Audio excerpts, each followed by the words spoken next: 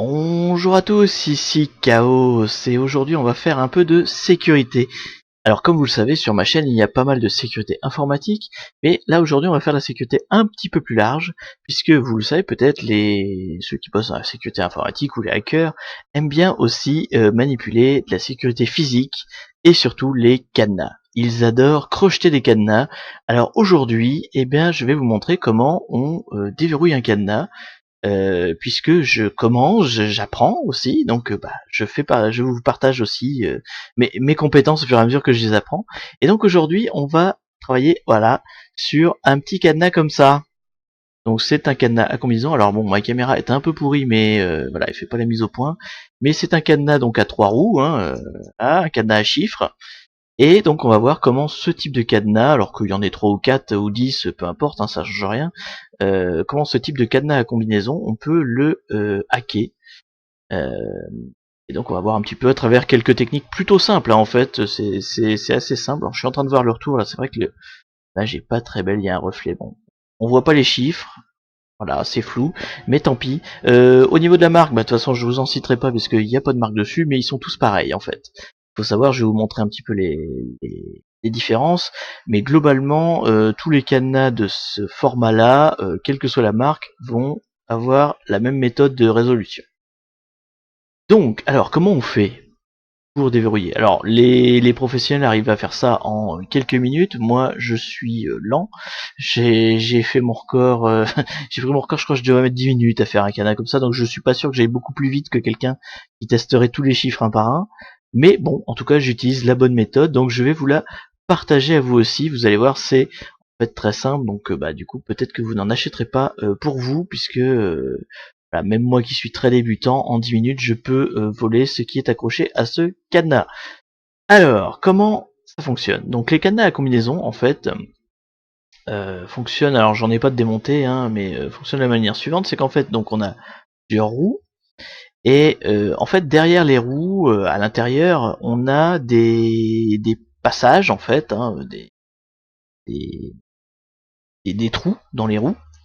Et donc quand tous les trous sont alignés, la barre donc qui fait toute la longueur, en fait, qui a des dents, va être libérée et va pouvoir sortir par là. Et donc après le cadenas s'ouvre, donc ici là c'est la barre, elle va jusque là quoi à peu près. Donc quand on peut soulever, hop, on arrive à la sortir et là on peut tourner. Donc le principe en fait de crack de ce type de cadenas, en fait ça va être justement de tirer. Donc en fait quand vous tirez très fort sur le cadenas, là, si on voit bien, mais voilà, j'ai mon doigt qui s'appuie là, donc j'appuie fort sur le cadenas. Bon, il bouge pas, il n'y a rien de spécial, mais en fait, vous allez exercer une pression qui fait que les dents de la barre là, vont appuyer en fait sur les roues. Et du coup, dès que en face de la roue, voilà, dès qu'en face de la dent, pardon, il va y avoir un petit trou, et bah tout de suite la barre, même si elle va pas pouvoir se déloger complètement, parce que ce sera pas la bonne combinaison, elle va quand même pouvoir se décaler de quelques 1 mm, 1 mm ou 2, et vous allez le sentir en fait. Et non seulement vous allez le sentir, mais la roue sur laquelle vous allez travailler va se bloquer. Parce que les dents vont pousser dessus, et donc les dents vont être un petit peu engagées dans le trou, et vont donc empêcher la roue de continuer à tourner. Quand bien même vous n'avez pas la totalité de la combinaison, il va y avoir un petit millimètre. Alors, plus vous avez de chiffres bons, plus les dents s'engagent, évidemment, puisque quand vous avez les 3 chiffres, les dents vont jusqu'au bout. Mais même si vous en avez qu'un seul, en fait, les dents commencent à rentrer un petit peu. Alors, donc on va faire le test, donc je tire sur le cadenas, et je commence à tourner. Et enfin, alors des fois on voit que les autres trous bougent, parce que je tire bien dessus, donc ça peut faire bouger plusieurs roues en même temps. Et au bout d'un moment, alors, comme ça, voilà, au bout d'un moment je peux plus tourner. Ça se loge en fait dans quelque chose, et je suis bloqué. Je peux plus... alors, encore... Là je peux plus. Là il est coincé. Donc en fait, quand on est là, on se dit, bon normalement, voilà, donc ils sont de ce côté-là sur le mien, donc là vous le voyez pas, mais c'est le 0 en fait. Donc ça voudrait dire que, effectivement, il y a un peu de jeu en fait, j'arrive à le décaler un tout petit peu, donc ça voudrait dire que le 0 est un des chiffres de ma combinaison. et donc en fait que la barre, là, les dents de la barre arrivent à se décaler un petit peu. On le sent, hein, quand on fait comme ça, en fait on sent que ça bouge. Et donc en fait, entre j'ai mis un autre chiffre, donc là j'ai mis le 9 par exemple, si je fais comme ça, bon ça bouge un petit peu, et en fait quand je mets sur le 0, ça bouge un peu plus. Donc on le sent bien quand on est en pression constante, on sent l'espèce de clic qui fait que, donc là je suis en pression constante, et on sent une espèce de clic, en fait là il y a un petit clic de barre qui bouge. Donc théoriquement, si vous faites ça sur la totalité des barres, enfin des chiffres, toujours en tirant comme ça, vous allez réussir à ouvrir votre cadenas. Donc ça c'était vrai, alors peut-être que vous avez un modèle pour lequel ce sera vrai. Moi celui-là est plus compliqué. Donc en tout cas la première méthode c'est ça, c'est on tire, et voilà, jusqu'à ce qu'il y ait une tension, quoi, hein, que vous puissiez. Si vous êtes vraiment en tension à fond, au bout d'un moment, vous pouvez plus tourner les roues, et bah c'est bon, vous avez trouvé votre combinaison. Or là, vous voyez, bah je peux plus tourner les roues, et pourtant, c'est pas la bonne combinaison. Parce qu'en fait, ce cadenas-là, et je pense maintenant tous les cadenas que vous pouvez trouver, hein, a une protection supplémentaire, puisqu'on alors on appelle ça en anglais des false gates.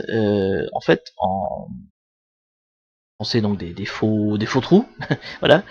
En fait, il y a sur la roue, à l'intérieur, donc un passage où je vous ai dit où il y a un trou assez grand pour que la barre puisse, enfin les dents de la barre puissent passer.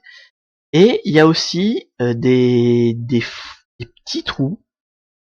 Alors moi je les ai testés, hein, il y en a au moins 4 je pense sur cette roue là par exemple.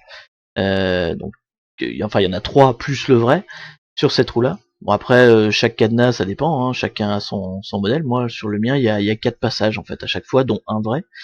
Et en fait les faux passages sont juste assez grands pour que les dents commencent à s'engager dedans, mais pas assez grands pour qu'elles passent au travers. Ce qui fait qu'on a l'impression, des fois, là, typiquement là je suis sur le 6 alors que j'étais sur le 0 tout à l'heure, je suis sur le 6 et je peux toujours pas bouger, alors que ça s'ouvre pas, hein, donc là j'ai bien bloqué mes 3 roues, et pourtant ça ne s'ouvre pas. Là, je peux plus les tourner, je suis vraiment à fond, et pourtant ça ne s'ouvre pas.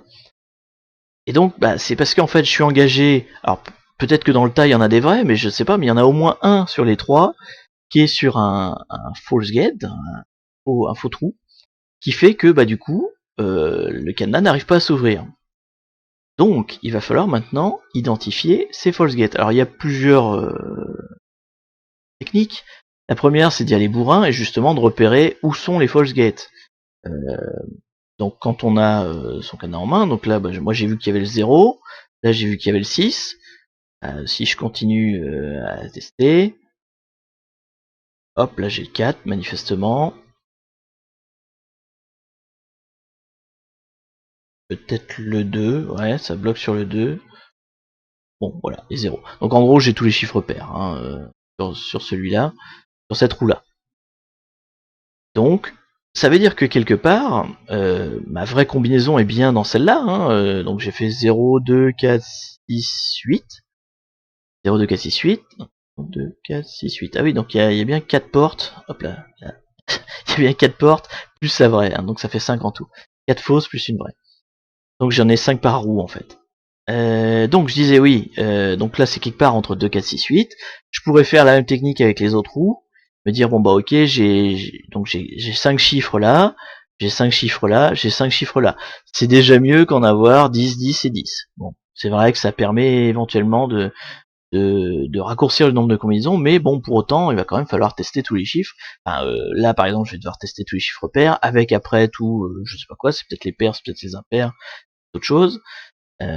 Donc bon, ça risque d'être long quand même, donc il faut être un peu plus subtil que ça. En fait, ce qu'on peut constater, c'est toujours le même problème, mais les cadenas mécaniques ont des problèmes mécaniques, c'est ça comme ça qu'on les exploite. Donc en fait, la suite, en fait, une fois qu'on a repéré ces portes, donc moi j'ai dit 0, 2, 4, 6, 8 sur cette roue-là, une fois qu'on a repéré ces portes, en fait, on peut différencier plusieurs choses. Donc toujours quand on est en pression, hein, toujours à fond, là je suis sur le 0. Donc sur le 0, effectivement, je peux pas emmener ma roue très loin, enfin je peux pas la faire tourner autant que je veux, mais on constate quand même un truc, c'est que elle bouge quand même. C'est-à-dire que là, 0, et enfin je sais pas si on voit bien la caméra, mais on voit la barre là qui est entre deux chiffres. J'arrive quand même à décaler pas mal, hein. Là la barre elle est quasiment en haut, et là elle est quasiment à l'autre bout. Donc je peux presque faire un chiffre complet. Je peux me balader quasiment d'un bout à l'autre de mon chiffre en fait, de là où je suis. Donc j'arrive quand même à faire un gros mouvement sur ce chiffre là. Après si j'étais sur le 8, là même chose, j'ai une amplitude qui est assez forte en fait.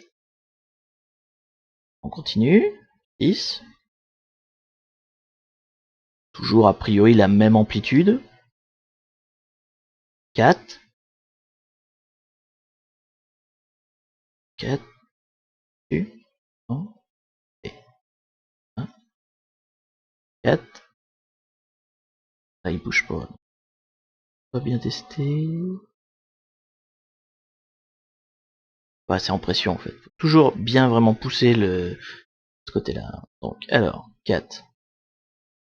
Donc 4, ça a pas l'air bon non plus. Voilà, c'est bizarre, il y a plus rien qui tourne. Attendez, faut que je me remette sur un faux... C'est parce que j'ai bougé en fait, donc je suis plus sur un faux gate de l'autre côté. Un faux ou un vrai d'ailleurs, je ne sais pas. Voilà, là je suis revenu. Donc là je suis reparti sur le 8. Donc je disais donc le 4, le 4, le 4, il y a quand même moins d'amplitude. Je suis à la moitié quoi. En gros, je fais moitié moins de mouvement comme ça sur le 4 que sur les autres. Donc a priori, le chiffre 4 est le bon. C'est-à-dire que c'est vraiment le bon gate en fait. Donc l'idée maintenant c'est de faire la même chose. Alors en fait faut toujours commencer par un bout. Alors suivant les modèles de cadenas, moi c'est plutôt par ce bout là qu'il faut commencer. On sent effectivement que ça se bloque mieux comme ça. Donc on fait d'abord cette roue là, on la bloque. Donc on la bloque là où c'est le plus pertinent. Après on fait celle-là, on la bloque. Parce que bah, vous imaginez bien, à l'intérieur il y a des dents. Donc là si je l'ai bien bloqué, la dent va se déplacer au maximum.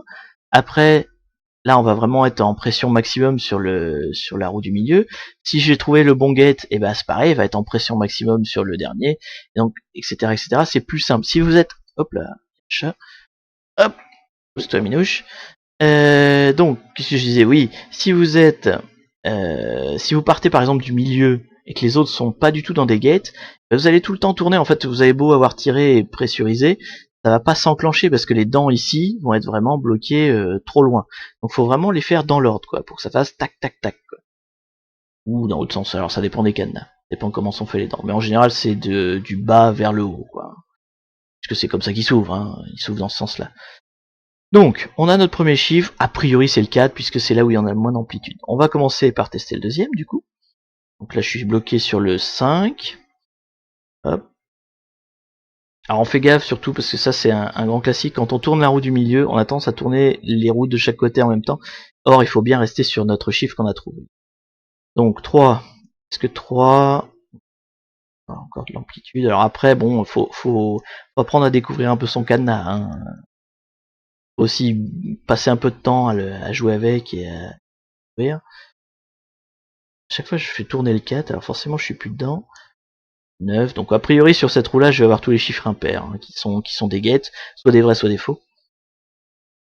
Donc là, on sent. Ah, reste sur le 4. Et là, là ça a l'air mieux, donc là je suis sur le 7. Donc 4, 7, a priori j'en ai 2.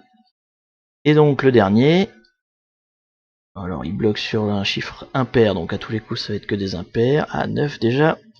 Ça se sent pas, ça se voit pas à la vidéo, hein, mais moi en tirant, là j'ai senti vraiment, j'ai cru qu'il allait s'ouvrir. Je suis à 9, 7, 4. Donc ça veut dire quand même, si j'ai cru que ça allait s'ouvrir, que ces deux-là ont quand même de grandes chances d'être les bons, parce qu'il y a une vraie grande amplitude là entre le moment où je force et le moment où il est au repos. Il y a vraiment un grand mouvement. Donc ça veut dire que j'en ai probablement deux, les deux là sont probablement bons. Donc 9, si c'est tous les impairs a priori, 7, non.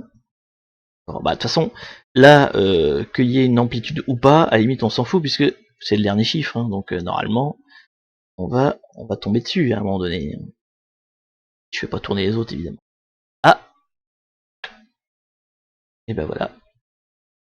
Donc c'était, alors pour le dernier chiffre c'était le 3, donc là j'ai pas, sur le dernier j'ai pas forcément cherché à savoir l'amplitude de tourne quoi, hein. En fait, vu qu'il y avait plus qu'un chiffre à trouver, j'ai trouvé la bonne combinaison. Après si je m'étais trompé au milieu ou au bout, si j'avais pris un false gate sur ces deux-là, bon bah j'aurais pu tourner et continuer ma méthode de chercher vraiment l'amplitude la plus enfin la plus faible, celle où il y a le moins d'amplitude sur les chiffres. Bon, là le 3 était vraiment celui où il y avait le moins d'amplitude.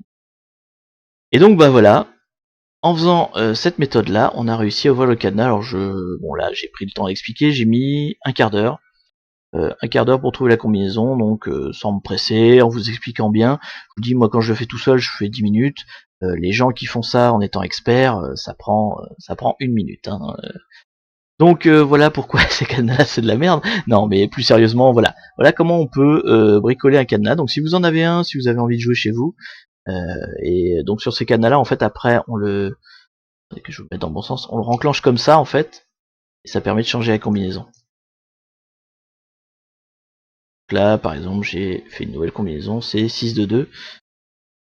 Hop, et en fait, on le remet comme ça. Donc on voit bien, enfin non, on voit pas bien, justement. Il faudrait que je le démonte pour vous montrer les dents, parce que là, du coup, il est ouvert. Et mais on voit pas, alors il y a une petite barre, là. Est-ce que je peux vous la montrer? Ah, mais c'est flou. Et en fait, il y a une petite barre ici, là, qui est comme les dents qu'il y a à l'intérieur, mais là, qui sert en l'occurrence à régler les chiffres quand on la renfonce à l'envers. Donc là je la remets à l'endroit et il y a en fait la même chose en barre un peu plus grande à l'intérieur. Donc bon bah je vous invite à regarder des vidéos où il y a le démontage de cadenas. Moi j'en ai qu'un, donc je vais pas le casser parce qu'il faut vraiment le dessouder complètement pour vous montrer l'intérieur. Mais en tout cas voilà comment on fait pour déverrouiller un cadenas de de ce type là, donc un cadenas à combinaison. En fait ce qui va changer c'est si votre cadenas a des false gates, des fausses portes. S'il est suffisamment faible, il en a pas, et là c'est pipeau, il y a vraiment juste à tirer et attendre que ça clique, quoi. Hein. En fait, celui-là clique, clique, clique, c'est vraiment assez simple.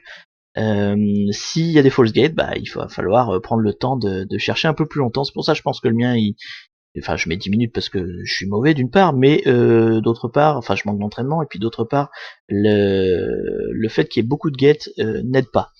Donc plus il y a de gates, plus il va être difficile, et plus il y a de roues, en fait, plus ça va être difficile aussi. Je vous disais tout à l'heure, c'est la même méthode, même s'il y a 10 roues, en fait, s'il y a X roues, mais mettons allez 4-5 roues, plus il y en a, moins les dents qu'il y a sur la barre là vont se décaler en fait, parce que si vous avez 5 roues, la première dent, quand elle va commencer à bouger, elle va bouger très peu parce qu'elle est tenue par les 4 autres roues.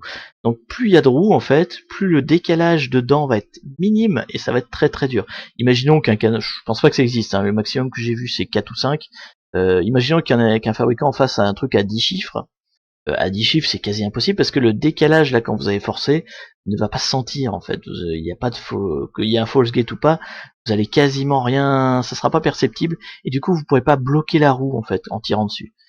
Donc à l'inverse, moins il y a de chiffres, alors je sais pas si ça existe à 2 ou à 1, mais en tout cas à 3 qui est le standard, on sent vraiment le décalage et on peut repérer quand il est temps enfin quand on est dans un trou ou pas quoi. Là j'ai changé le code tout à l'heure, je vous l'ai dit mais moi je me rappelle déjà plus, donc je tourne. Là je bloque sur quelque chose, là c'est un 2 a priori. Comme je le connais bien mon cadenas, je sais que là il n'y a pas beaucoup d'amplitude, donc c'est forcément un bon chiffre. Donc là il y avait un 2. Hop. Alors toujours faire tourner la roue du milieu sans tout faire tourner, donc là j'ai un 8. Non là il y a beaucoup d'amplitude, donc c'est pas un 8, par contre ça va être un chiffre pair puisque tous mes false gates sont... Quand c'est un impair qui bloque, c'est-à-dire que c'est un des impairs, quand c'est un pair qui bloque, c'est un des pairs. Donc là c'est pas 0. J'ai celle du fond. Ah, 2, ça doit être 2. Et donc, c'est pas 4, mais donc ça doit être un chiffre pair. Hop, c'est 6. Donc la combinaison c'était 6 de 2. Vous pouvez faire un rewind pour être sûr que c'était bien ça, j'ai pas triché. Donc voilà comment ça fonctionne, cette ouverture de cadenas. Donc avec ça, vous pouvez trouver vos cadenas, vous amuser avec, ça marche avec tous les cadenas de ce type. Après il y a juste plus ou moins de false gate, mais dans l'ensemble c'est toujours la même méthode et il n'y a pas de comment dire de contre-mesure en fait à cette méthode là.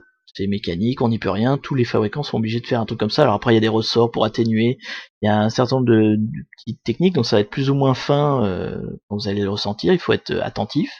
Mais bon, sur du standard comme ça, qui est quand même le cadenas très très basique qu'on trouve partout, ça marche très bien. Et sur tout ce que vous allez trouver, vous allez pouvoir appliquer la même méthode.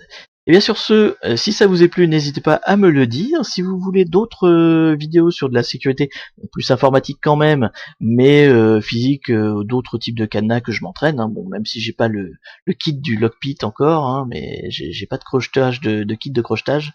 Mais bon, pourquoi pas, je pourrais apprendre à en avoir un aussi, hein, y a pas de raison.